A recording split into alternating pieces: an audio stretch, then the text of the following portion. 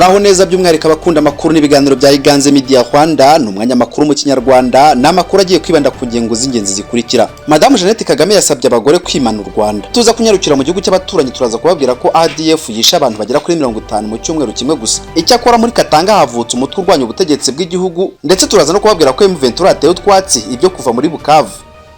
Aya kimwe n'andi rero niyo tugiye kuza tubaramburira ni mu kanya gato.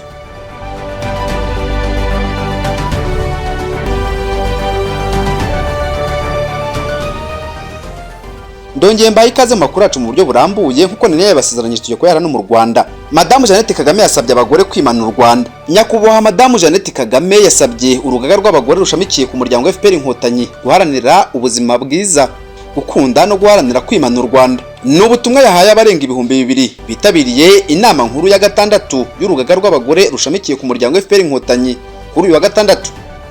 Madame Jeannette Kagame yabibukije ko isi iri guca mu bihe by'umutekano muke, bityo bakwiye kwiga uko babicamo neza. Yavuze ko u Rwanda rukomeje gutera imbere no kubaka ibigwi ku ruhando mpuzamahanga, bityo abagore bakwiye kugira uruhare muri iyo myitwarire idahinduka.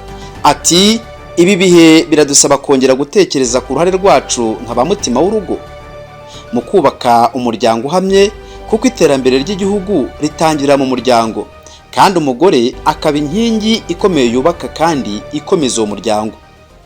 Yakomeje agira ati amahitamo ubuyobozi bw'igihugu bwakoze yibutsa ko abanyarwanda bafitanye isano y'ubunyarwanda, bityo abagore basabwa gufata iya mbere mu gushimangira iyo ntero bahereye mu muryango. Madame Jeannette Kagame yavuze ko bakwiye guharanira kwimana u Rwanda no kururinda. Ati nk'abagize urugaga rw'abagore dukomeze kuba umusemburo w'impinduka mu mitekerereze, mu myumvire n'imikorere bigamije kwihutisha iterambere ry'imibereho myiza n'ubukungu. Gukunda no kwimana u Rwanda bikomeze kuba imibereho yacu ya buri munsi, kuko nta wundi uzabidukorera. Nta gihugu kitaduhaye, dufite amategeko aturengera n'ubuyobozi bw'igihugu buzirikana agaciro k'umugore, ahasigaye ni ahacu. Yasabye kandi gushyira imbere ubunyarwanda. Ati ubunyarwanda ntabwo ari ijambo gusa rivuga iryo sano, ni imitekerereze, imyitwarire n'imibanire bishingiye ku ndangagaciro z'umuco wacu n'ururimi rwacu. Ubunyarwanda turabuvukana, ariko cyane cyane buratozwa. Aha ni naho dufite inshingano zikomeye nk'ababyeyi bahekeye u Rwanda. Madame Jeannette Kagame yibukije abagore ko uburere buruta ubuvuke, bityo ko iterambere ry'igihugu ridashoboka mu gihe umuryango udatekanye cyangwa udateye imbere. Yongeyeho ko mu gihe ikoranabuhanga ku isi rikataje, bakwiye kuzirikana no kwihatira kujyana naryo. Ati ibihe turimo by'iterambere ryihuta muri byose, cyane mu ikoranabuhanga, bituma hari imiryango imwe n'imwe igaragara nk'idafite ubushobozi bwo kubaka ubusabane hagati y'abana n'ababyeyi. Madame Jeannette Kagame yasabye abanyamuryango bibumbiye mu rugaga rw'abagore rushamikiye ku muryango FPR Inkotanyi gukomeza gukora iyo bwabaga baba umusemburo w'impinduka nziza u Rwanda rwifuza. Naho amakuru avuga mu mahanga ariko afitanye isano n'u Rwanda, reka tunyaruke mu gihugu cya Uganda.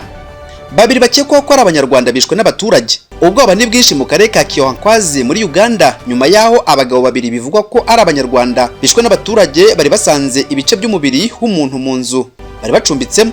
Kuri uyu 20 Werurwe 2026 abaturage bo mu mudugudu wa Kiryanongo muri Bananywa bateye urugo rwabagamo Semasaka na Hakizimana Damascene nyuma yo kumvamo umunuko ukabije. Abaturage basatse urugo basangamo ibice by'umubiri w'umugore ukomoka mu mudugudu wa Nakabugo wari umaze iminsi aburiwe irengero, bimwe biri mu mufuka. Barakaye batangira gukubita abo bagabo bombi kugeza babishe. Abagabo babiri bamaze kwicwa, umuyobozi w'umudugudu wa Kiryanongo yatabaje polisi ikora muri Bananywa, nabo itabazaho mu rwego rw'akarere kugira ngo bakore iperereza. Umuvugizi wa polisi ya Uganda mu ntara ya Wamala, CSP Luke Kigozi, yamaganye ubu bugizi bwa nabi, asobanura ko iperereza ryatangiye ku rupfu rw'umugore wasanzwe mu nzu y'aba bagabo n'urugomo bakorewe. Umurambo wa Semasaka, Hakizimana n'uwo mugore wasanzwe mu nzu yabo wajyanwe ku kigo nderabuzima cya Ntwetwe kugira ngo ikorerwe isuzuma.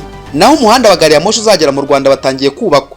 Kuri wa 21 Werurwe 2026 Perezida Yoweri Kaguta Museveni wa Uganda na Dr William Samuel Ruto wa Kenya batangiye ibikorwa byo kongera umuhanda wa gari ya moshi uzahuza ibihugu byombi ukazakomereza mu Rwanda. Uyu muhanda unyura mu karere ka Naivasha, Kisumu na Malaba muri Kenya. Biteganyijwe ko uzahava ukomeza i Kampala hanyuma hatangira ibikorwa byo kumanura werekeza ku Rwanda. Biteganyijwe kandi ko uyu muhanda uzakomereza i Bujumbura mu Burundi no muri Repubulika ya Demokarasi ya Kongo, muri Sudani y'Epfo no muri Repubulika ya Centrafrica.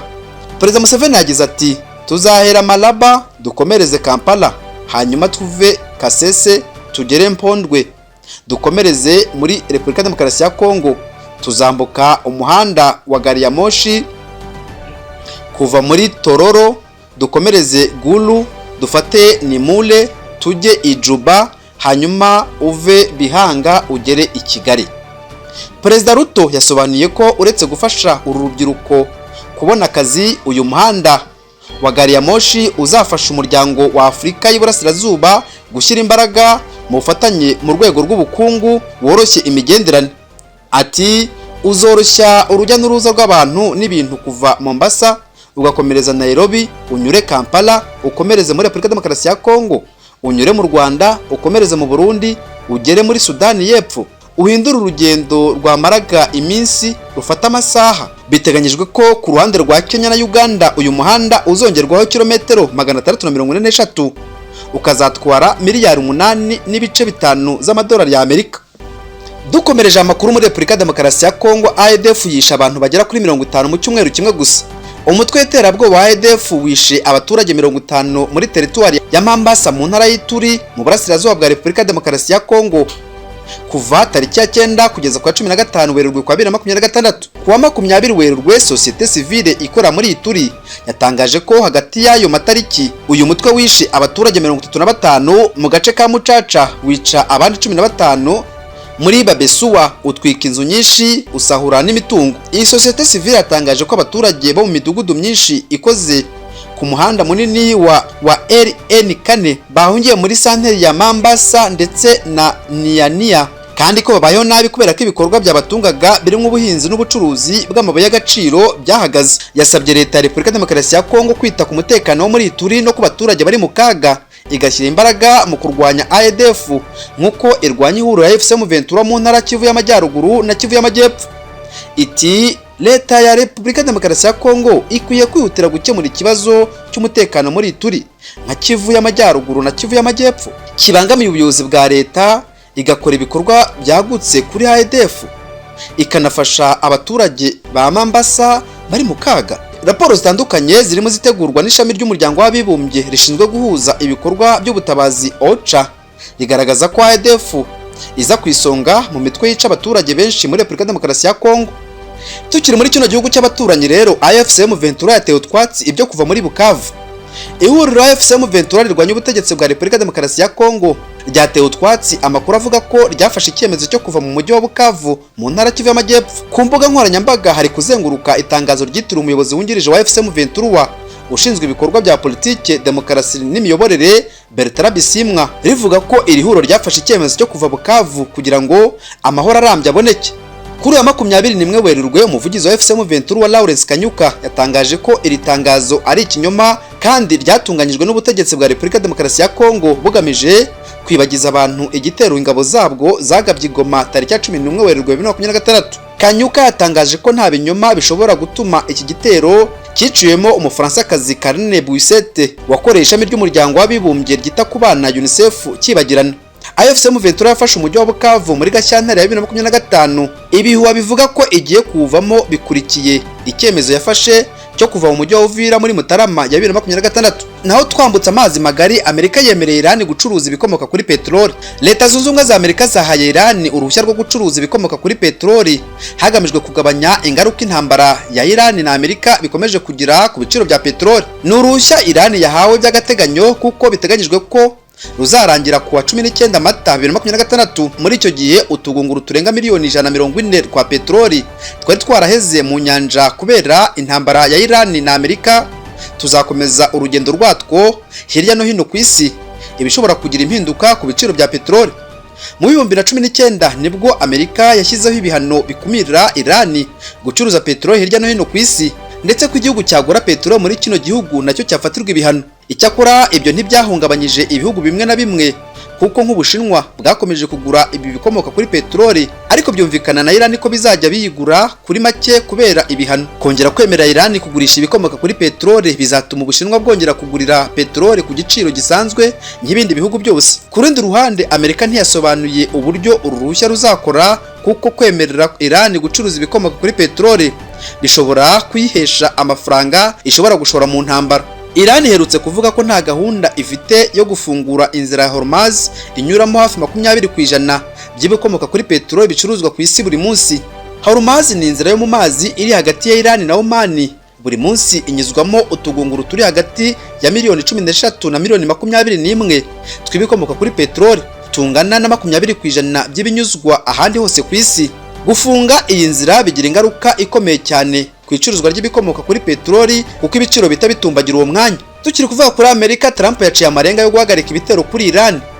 Perezida wa Leta Zunze Ubumwe za Amerika Donald Trump yaciye amarenga ko mu gihe cya vuba azahagarika ibitero ingabo z'iki gihugu cye ziri kugaba kuri Iran guhera tariki ya 28 Gashyantare 2026. Kuwa 20 Werurwe, Trump yatangarije ku rubuga rwa Truth Social ko Amerika iri gusatira intego yihaye muri ibi bitero, zirimo kugabanya ubushobozi Iran ifite mu bijyanye na misile n'intwaro zirasa, gusenya inganda za gisirikare, gusenya igisirikare kirwanira mu mazi no mu kirere, no kuyibuza gukora intwaro kirimbuzi. Uyu mukuru w'igihugu yasobanuye ko Amerika iri hafi kugera ku ntego yo kurinda ku rwego rwo hejuru ibihugu by'inshuti biri mu burasirazuba bwo hagati, birimo Israel, Arabie Saoudite, Qatar, Leta Zunze Ubumwe z'Abarabu, Bahrain na Kuwait. Yagize ati, turi gusatira intego yacu mu gihe dutekereza guhagarika ibikorwa byacu bya gisirikare bikomeye mu burasirazuba bwo hagati byerekeye kuri leta y'iterabwoba ya Iran. Trump yari yatangaje ko Amerika izohereza ubwato bw'intambara mu muhora wa Hormuz kugira ngo yifatanye n'ibindi bihugu kurinda umutekano wawo, mu gihe ingabo za Iran zigerageza kuwufunga zigamije guhagarika ibikomoka kuri peteroli biwunyuzwamo. Ariko kuri uyu 20 Werurwe yarayatangaje ko umuyoboro wa Hormuz ugomba kurindirwa umutekano, ariko atari Amerika izabikora, ahubwo ko ari inshingano y'ibihugu biwukoresha. Icyakoze ngo nisabwa ubufasha izabutanga. Mu gihe byari maze kumenyerwa ko nta mu Yehova wemererwa guterwa amaraso mu gihe arembye, noneho iri torero ryabishyizeho umucyo. Mu buye buryo rero, inteko nyobozi y'itorero ry'abahamya ba Yehova yatangaje ko abayoboke baryo bafite uburenganzira bwo kwifatira icyemezo cyo kuvomamwo amaraso niyo kwasubizwamo mu rwego rw'ubuvuzi. Ubu butumwa bwatangajwe na Garrett Lodge uri mu bagize iyi nteko kwa 20 Werurwe 2026 ubwo yatangazaga raporo ya 2026 y'ibikorwa bitandukanye by'iri torero. Lodge yatangaje ko mu gufata ibyemezo bijyanye n'amaraso, abahamya ba Yehova bagiye bayoborwa n'amategeko ya Mose yanditswe mu gitabo cy'Abalewi ibice 17 umurongo wa 13, ariko kwiri tegeko ritakiri ngombwa ku bakristo b'iki gihe kuko batagitegekwa n'amategeko ya Mose. Muri iki gitabo handitse ati, kandi umuntu wo mu Bisirayeli cyangwa wo mu banyamahanga wabasuhukiyemo ufatira mu muhogo inyamaswa cyangwa igisiga cyangwa inyoni mwemererwa kurya, akivushije amaraso hasi ayatwikirize umukungugu. Iri torero ryagaragaje ko nk'uko wabisobanuye mu gazeti y'Umunara w'Umurinzi yo kuwa 15 Ukwakira k'umwaka wa 2000, umukristo agomba kwifatira icyemezo ku bijyanye n'uko amaraso ye azakoreshwa mu bijyanye n'ubuvuzi. Ati, umukristo wese agomba kwifatira icyemezo ku bijyanye n'uko amaraso ye akoreshwa mu buvuzi n'igihe cyo kubagwa. Ibi birimo kwemera ko amaraso ye yakurwa mu mubiri akabikwa hanyuma akazayasubizwa. Itorero ry'abahamya ba Yehova ryasobanuye ko ntacyo Bibiliya ivuga ku ikoreshwa ry'amaraso y'umuntu mu buvuzi, bityo ko ariyo mpamvu umukristo afite uburenganzira bwo kwifatira icyemezo ku buryo amaraso ye akoreshwa. Mu gihe ndimo nsatira umusozo, mureke mbabwire ko abasilamu basohoye Minisitiri w'Intebe wa Australia mu musigiti. Minisitiri w'Intebe wa Australia Anthony Albanese yasohowe ikubagaho mu musigiti munini kurusha iyindi muri icyo gihugu ubwo yari mu masengesho ya Eid al-Fitr kubera amagambo yatangaje ku bitero bya Israel muri Gaza. Abasilamu n'Abayahudi bo muri Australia bamaze igihe bararakariye guverinoma iyobowe na Albanese kubera uko yitwaye kuva intambara yo muri Gaza yatangira. Abo bigaragambye bagaragaza ko abanyapalestina b'inzirakarengane bicwa amanywa nijoro, bagasaba ko habaho agahenge ndetse na Israel igahanwa.